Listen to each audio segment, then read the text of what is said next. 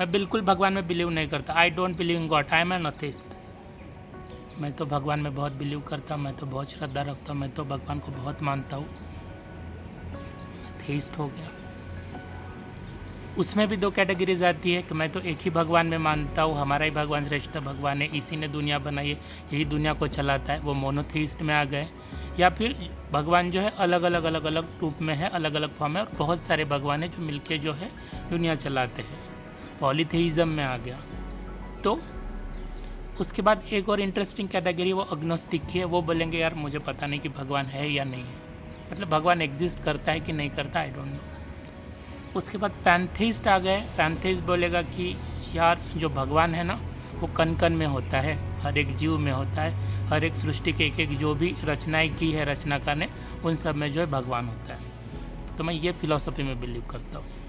उसके बाद एक डेइस्ट करके होता है। डेइस्ट बोलेगा कि हाँ भगवान ने तो दुनिया बनाई है, लेकिन जो दुनिया चला रहा है वो भगवान नहीं है, भगवान ने दुनिया बनाई और छोड़ दी, भगवान दुनिया बना के छोड़ दिया। तो ये सारे आर्गुमेंट शायद आपने सुने होंगे। अब किसी भी ग्रुप का अगर हिस्सा हो तो ये सारे आर्गुमेंट आपने सुने होंगे, या इसमें से बहुत ही या फिर इसमें से अधिकांश जो भी आर्गुमेंट आपने सुने होंगे कि मैं भगवान को मानता हूँ, या फिर मैं पर्टिकुलर भगवान को मानता हूँ, ये भगवान को नहीं मानता, वो भगवान को नहीं मानता, या फिर हमारे ही भगवान ने जो है ये सृष्टि बनाई है। तो बेसिकली ये सारा जो कन्वर्सेशन होता है वो भगवान के अराउंड ही जो है रिवॉल्व होते रहता है, तो गॉड के अराउंड ही रिवॉल्व होते रहता है। तो इसके ऊपर एक इंटरेस्टिंग किताब लिखी है रिचर्ड डॉकिंस ने। रिचर्ड डॉकिंस जो इवोल्यूशनरी बायोलॉजिस्ट है और साइंस कम्युनिकेटर है, तो उन्होंने एक बुक लिखी है, वो बुक का नाम है द गॉड डिल्यूजन करके। तो गॉड डिल्यूजन ये बुक जो है रिचर्ड डॉकिंस ने लिखी है। तो बेसिकली डिल्यूजन का मतलब ये होता है कि कोई भी जो बिलीव उसके अगेंस्ट में क्लियर एविडेंस होने के बाद भी अगर आप किसी चीज़ को अगर बिलीव करते हो, क्लियर एविडेंस से, क्लियर जो भी रिसोर्सेज है वो बता रहे कि ये जो भी आपकी धारणाएं है वो गलत है, तो उसको डिल्यूजन बोलते हैं। तो गॉड डिल्यूजन में रिचर्ड डॉकिंस ने जो भी गॉड को लेके बिलीव्स रखे गए हैं, जो भी बुक्स में, टेक्स्ट बुक्स में, जो रिलीजियस बुक में जो भी बताया गया है, इन सब के ऊपर जो है प्रश्न निर्माण किए गए हैं। तो बेसिकली ये बुक इसी में डिस्कस करती है कि मोनोथेइस्ट जो रिलीजन है, मोनोथेइस्ट रिलीजन जैसे कि इस्लाम हो गया, क्रिश्चियनिटी हो गई, जुडाइज़म हो गया, इनमें जो भी गॉड की जो संकल्पनाएं बताई गई है, जो गॉड की जो भी डेफिनेशन बताई गई है, कर्म बताए गए, कर्तव्य बताए गए हैं, उन सारे के ऊपर जो है क्वेश्चन मार्क पुट कर दिया गया है। कैसे? तो based on evidences and reasoning, scientific reasoning के हिसाब से, और जो भी एविडेंसेस कलेक्ट हुए उसके हिसाब से इन्होंने कहा है कि भगवान जो है, भगवान एज ए डिल्यूजन है। तो बेसिकली जो भी लोग जो है भगवान में बिलीव करते हैं उनका मानना है कि भगवान होता है, और इसका प्रूफ है। प्रूफ यह है कि रिलीजियस टेक्स्ट एग्जिस्ट करते, ये सारी दुनिया, इतनी बड़ी कॉम्प्लेक्स दुनिया ये एग्जिस्ट करते, इतने सारे पशु, वनस्पति, पौधा, एनिमल्स ये सारे जो है एग्जिस्ट करते हैं। उसके बाद इतनी जो कॉम्प्लेक्स दुनिया ये भी भगवान और भगवान ही बना सकते हैं। But based on scientific logic and reasoning ये सारी जो चीज़ें हैं उसके लिए बहुत ही ज़्यादा प्रूफ चाहिए। तो इस तरीके का प्रूफ अगर मान लो कोई चीज़ बस किताब में लिखी है इसलिए मान रहे हो, तो ये रिचर्ड डॉकिंस कहते हैं तो ब्लाइंड फेथ की तरह हो गया। डॉकिंस जो है रिलीजन को जो है एक बाई प्रोडक्ट की तरह देखते हैं। बाई प्रोडक्ट इस हिसाब से कि अगर मान लो गॉड को मान लिया जाए तो जो भी उसके अंडर में जो भी लोग आएंगे, जो भी भगवान में बिलीव करते हैं, उसका ओबीडियंस के लिए और सर्वाइवलशिप के लिए जो है उसको मानना अगर चालू कर देते हैं तो रिलीजन क्या करेगा, रिलीजन एक दूसरे को सपोर्ट कर दे। तो उसमें क्या होता है, obedience to authority and community bonding जो कंसेप्ट होता है, जो सोशोलॉजी में भी फॉलो होता है, वो वाला अप्लाई होता है। तो इस हिसाब से जो है religion as a by product of God बताया गया है कि रिलीजन जिस हिसाब से अगर गॉड, किसी भी गॉड में अगर बिलीव करते हैं तो उसका एक कल्ट फॉलोइंग होगा और वो रिलीजन के लोग उसको फॉलो करेंगे। किताब में डॉकिंस डिस्कस करते हैं कि जो नेचर ऑफ गॉड होता है, गॉड का जो भी नेचर होता है वो एकदम ओमनीप्रेजेंट होता है, कि भगवान ने पूरी दुनिया बनाई, भगवान हर किसी की प्रेयर सुनता है, भगवान जो भी बातें बताता है लोगों को वो भी इंटरप्रेट अलग अलग एंगल से लोग करते हैं। जो भी भगवान है वो सारी की सारी चीज़ें जो भी दुनिया में चले वो सबको ऑपरेट करता है। तो भगवान मैसेज सेंड करते हैं और जो ह्यूमन है, जो भी रिलीजियस टेक्स्ट है वो सबको इंटरप्रेट करने में लग जाते हैं। ऐसे बहुत बार भी होता है कि हम एक पर्टिकुलर फेथ में बिलीव करते हैं और दूसरे पर्टिकुलर जो भी XYZ फेथ होते हैं उनको बोलते हैं कि यार ये सब तो एग्जिस्ट नहीं करता है। हमारे जो रिलीजन में बताया गया, हमारे जो धर्म में जो भी बताया गया वही बातें सच्ची, और बाकी चीज़ों को हम डिस्कार्ड करते हैं। या फिर ऐसा भी होता है कि यार मैं हर धर्म की बात को मानता हूँ, हर धर्म की इज्जत करता हूँ, और जो भगवान है, भगवान मतलब सबको बराबर ही दिखता है करके। इंसान जो भी चीज़ों में अज्ञानी होता है, जो भी चीज़ों में उसको पता नहीं होता, अरे बिजली कैसे कड़क रही है, कुछ भी चीज़ें कैसे हो रही है, जो इंसान की अभी तक जो प्री एग्जिस्टिंग नॉलेज है उसके बियॉन्ड है, जो उसका अभी तक जो रीज़न है उसके पीछे जो भी चीज़ हो रही है वो अगर नहीं जान पाए तो क्रेडिट भगवान को देता है। ये सब कैसे होता है, ये चीज़ क्यों होती है, आकाश कैसे बना है, धरती कैसे बनी है, इतनी कॉम्प्लेक्स दुनिया कैसे बनी है, तो बोल देंगे कि हाँ ये तो भगवान ने बनाई है। तो बेसिकली ये एक जो आंसर मिल जाता है, और इंसान जो है वो चाहता है कि उसको जो भी चीज़ें चल रही है उसका आंसर मिल जाए।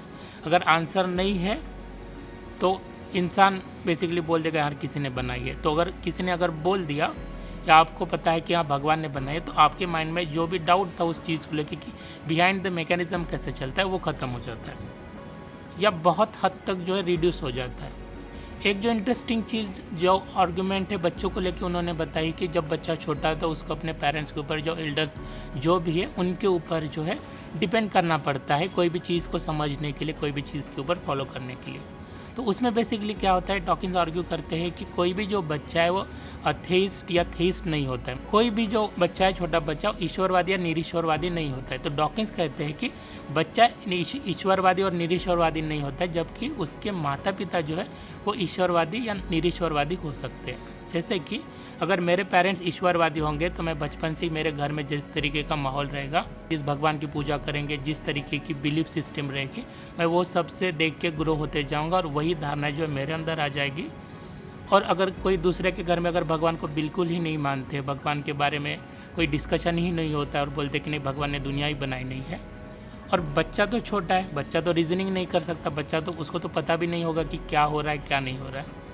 तो बेसिकली जो भी माँ बाप जो भी बता रहे हैं या उसके आजू बाजू में जो भी आस पड़ोस में जो भी माहौल रहा है, कल्चर रहा है, उस हिसाब से उसकी जो अंडरस्टैंडिंग होती है वो शेप होती है। इंसान जब बड़ा हो जाता है और जब भी किताबें पढ़ने लगता है, नॉलेज एकत्रित करने लगता है, पढ़ाई करने लगता है, और उसके बाद जो भी उसकी अंडरस्टैंडिंग जो फॉर्म होती है चीज़ों को लेके, उसमें तो कुछ ना कुछ आप बोल सकते कि चलो वो सोच सकता है। लेकिन छोटा बच्चा, तो डॉकिंस आर्ग्यू करते हैं, इसलिए जो भी बच्चा होता है वो रिलीजियस या फिर अथेइस्ट या फिर थेइस्ट नहीं होता है, जबकि वो जो बच्चा रहेगा वो रिलीजियस पेरेंट का या फिर थेइस्ट पेरेंट का या फिर अथेइस्ट पेरेंट का लड़का रहे या लड़की रहेगा। एक जो इंटरेस्टिंग और कंसेप्ट इसमें डिस्कस किया गया है वो मोरालिटी है। तो मोरालिटी विदाउट रिलीजन एग्जिस्ट ही नहीं कर पाती। तो डॉकिंस इसमें आर्ग्यू ये करते हैं कि मोरालिटी जो है इवोल्यूशन का जो है एक प्रोडक्ट है जो इवोल्यूशन से हुआ है। तो ह्यूमन जो भी अर्ली ह्यूमन्स थे उनको बेसिकली सर्वाइव करने के लिए मोरालिटी की ज़रूरत थी। जो मोरालिटी है वो रूटेड है सर्वाइवल इन कोऑपरेशन में। तो इसलिए जो रिलीजन की है या भगवान की है मोरालिटी के लिए ज़रूरत नहीं है, ऐसा डॉकिंस कहते हैं। रिलीजियस कन्फ्लिक्ट को लेकर डॉकिंस कहते हैं कि यार रिलीजन की वजह से जो एक्सट्रीमिज़म की वजह से जो चीज़ें होती हैं ना वो बहुत बुरी होती है। जैसे रिलीजन कन्फ्लिक्ट होते चले जा रहे हैं कि मेरा ही रिलीजन सही है, या एक दूसरे के रिलीजन के प्रति हेट करना, या एक्सट्रीमिज़म की मैं तो इसको कन्वर्ट करके ही रहूँगा, या पूरी जो दुनिया है ये हमारे रिलीजन को फॉलो करनी चाहिए, हमारे भगवान को फॉलो करनी चाहिए, इस तरीके की जो विचारधारा होती है। तो ये सारी चीज़ें जो है वो भगवान से रिलेटेड या फिर रिलीजन से रिलेटेड होती है। तो रिलीजियस किस तरीके से डेंजरस भी होता है ये रिचर्ड डॉकिंस ने ये बुक में बताया है। तो ये बुक जो है किसी भी चीज़ को डायरेक्टली मानने और डिस्कार्ड करने के बजाय ये सिखाती है कि आपको एविडेंस बेस्ड जो है रीजनिंग जो है और एविडेंस बेस्ड जो भी कंक्लूजन मिलता है उसको किस तरीके से ड्रॉ करना है, किस तरीके से आपको उसको अप्रोच करना है, ये सिखाती है। इसमें एक बहुत ही इंटरेस्टिंग आर्गूमेंट है जो मुझे भी बहुत ही पसंद आ गई। उसमें ये कहा गया है कि कोई भी चीज़ को हम 100% नहीं नकार सकते, मतलब 100% डिस्कार्ड नहीं कर सकते, कि बोल ही नहीं सकते कि भगवान एग्जिस्ट ही नहीं करता करके। तो इसके लिए जो बहुत ही अच्छा आर्गूमेंट है वो ये है कि the absence of evidence is not the evidence of absence. मतलब किसी चीज़ के लिए अगर अभी एविडेंस नहीं है इसका मतलब ये वैसा नहीं है कि ये चीज़ है ही नहीं करके, 100% एग्जिस्ट नहीं करती करके। तो लेकिन डॉकिंस ये भी बताते हैं अथेइज्म की अथेइज्म में डॉकिंस ये भी बताते हैं कि अभी बहुत सारी जो धारणाएं अभी प्रेजेंट में जो भी चल रहे रिलीजन को लेकर और गॉड को लेकर, उस बेसिस पे तो वो बोलते हैं कि मैं तो नास्तिक हूँ या फिर अथेइस्ट हूँ करके। तो जो भी लोग इस विषय में रुचि रखते, गॉड के बारे में, रिलीजन के बारे में, रिलीजियस कन्फ्लिक्ट्स के बारे में, या फिर भगवान है या नहीं है उसको लेके वेरियस आर्गूमेंट्स कैसे रहे हैं बाइबल को लेके और अदर रिलीजन टेक्स्ट को लेके, जो भी आर्गूमेंट रहे, इन सारी चीज़ों के बारे में इंटरेस्टेड है, जानना चाहते, पढ़ना चाहते, तो ये किताब पढ़ सकते हैं, द गॉड डिल्यूजन। तो इस बुक को लेके या भगवान को लेके या रिलीजन को लेके आपके जो भी आर्गूमेंट्स है या जो भी आपकी विचारधारा है वो कमेंट सेक्शन में लिख सकते हैं। बस एक चीज़ का ध्यान रखें कि कोई भी चीज़ को लेके कन्फ्लिक्ट नहीं शुरू कर देना, झगड़ा नहीं शुरू कर देना है। Thank you so much guys.